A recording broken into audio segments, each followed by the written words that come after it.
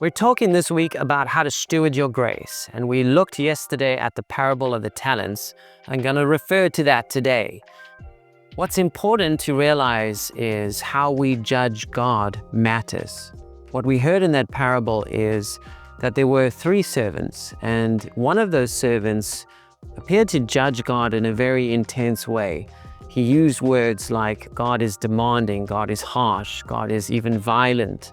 And as a result of that, what happened was the man didn't steward his grace. He actually dug a hole and hid the very thing God asked him to apply his ability to. How we judge God obviously matters. And as a result of that, the end of that parable is the man gets reprimanded very intensely by God. And in fact, he gets thrown out of their kingdom.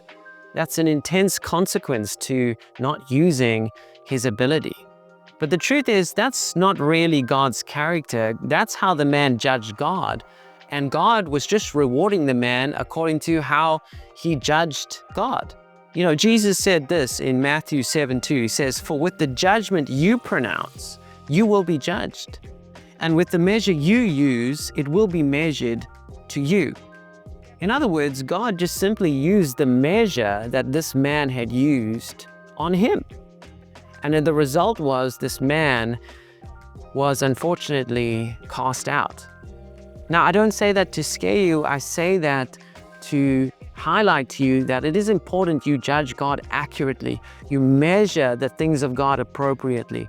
Your steps of faith are either going to be measured based on how you judge God in a negative way, or those steps of faith are going to be measured by how you judge God in a positive way.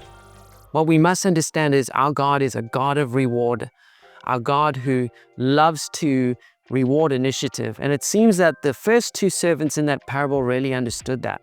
And as a result, they took initiative. And how did God react? He acted by rewarding them with more. So there are some key takeaways from today's devotional that I want you to get. Number 1, your judgment of God determines your willingness to use what He has given you. Number 2, fear of failure often comes from judging God as someone who takes rather than gives. And number 3, if you feel stuck, ask yourself, how do I judge God in this stuck area of my life?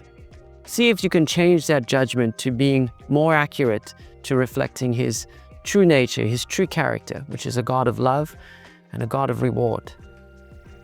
And remember, you're highly favored and you're deeply loved.